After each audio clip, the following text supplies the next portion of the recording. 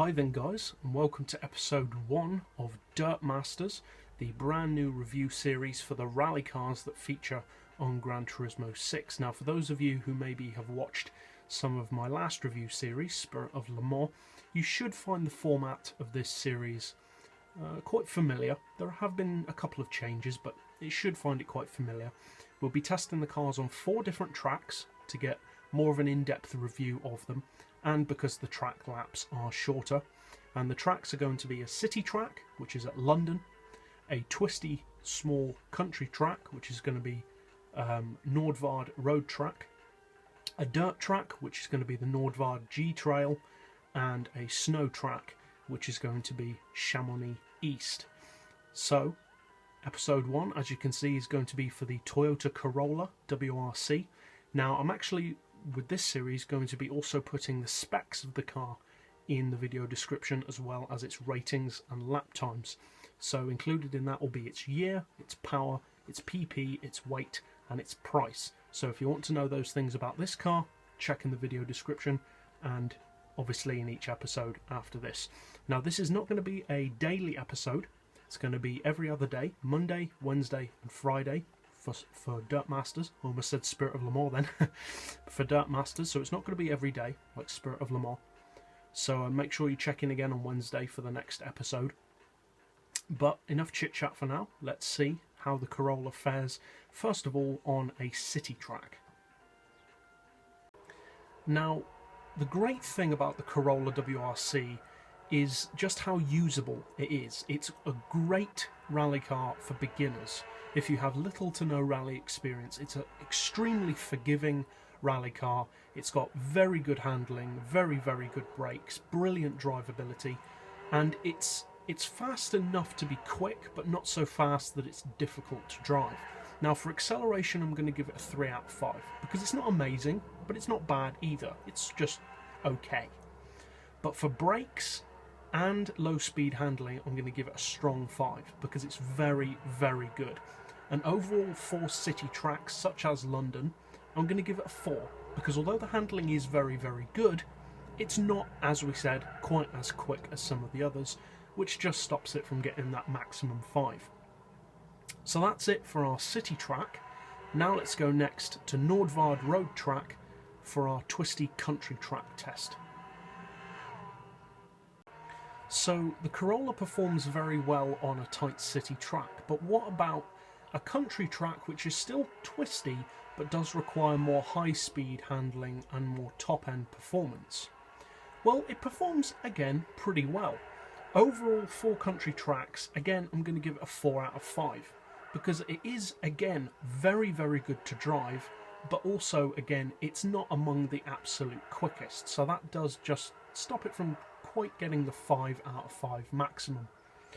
For top end performance, again I'm going to give it a 3, so the same as acceleration, because it's not amazingly good, but it's definitely not bad either, it's just okay.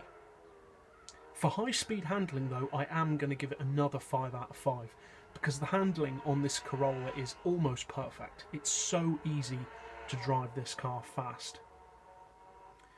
So that's it for our twisty country track. Now let's see how it performs on the track where it was designed primarily to perform, a twisty dirt track. So here we are. This is the type of track that this car is designed for.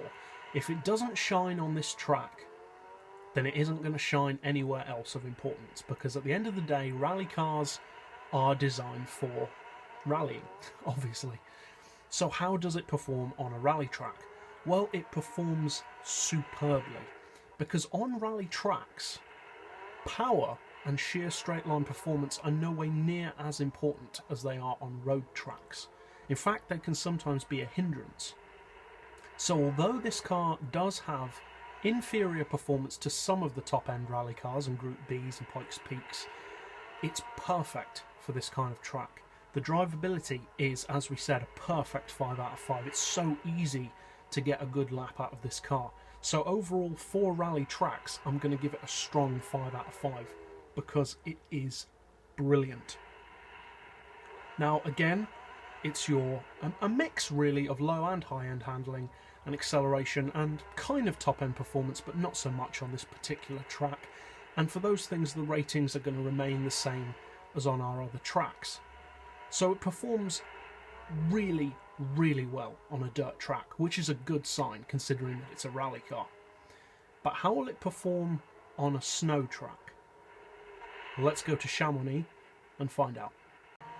So here we are on our final track of the 4, a snow track at Chamonix. And obviously, to any of you who have ever driven snow tracks compared to rally tracks, you'll know that it is considerably different for your driving style than on a dirt track. There is much more of a high-speed flow that you need to keep going, on a snow track.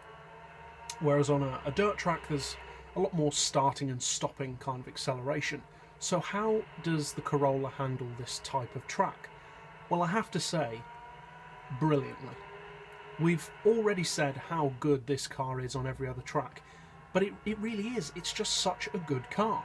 Now, I'm not going to tell you that this car will give you the best lap or win every rally you ever enter, but for those who maybe have less experience or even no experience with rallying, or maybe don't feel comfortable on snow tracks or on dirt tracks, I would highly recommend that you buy the Corolla. It's 300,000 credits, so it's very affordable, and it's just the perfect way to get into rally driving. It's so forgiving, it's got so much grip. So overall for snow tracks, unsurprisingly from what I'm saying, I'm going to give it a 5 out of 5 because it is very, very good.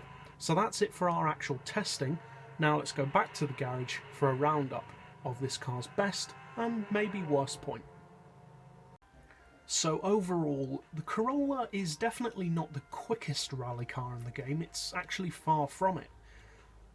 But it is so easy to drive it fast that it more than makes up for any lack of straight line performance. It's kind of like the rally equivalent of the Toyota TS30 hybrid, in that in a straight line it's not that great, but the handling and brakes and grip are so good, especially for people who maybe aren't so comfortable with rally driving or have less experience in it. Now, its best point is definitely just that. It's sheer drivability. It's one of those cars that you can just jump in and drive fast.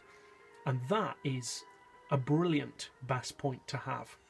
Its worst point, well, it doesn't really have one to be fair, but its worst point would just be that, as we've said, its straight line performance is a bit lacking compared to some of the other rally cars.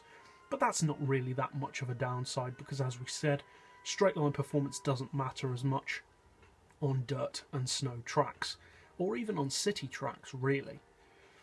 So, as usual, I'll be putting the specs, ratings and lap times for this car in the description if you want to compare it to the other rally cars that will be in this series. And overall for this car, I'm going to give it a rating based on each of its individual rating categories, an overall rating of 4.4 out of 5. So a very respectable finish for this car. So that's it for this episode. And as always, thanks for watching.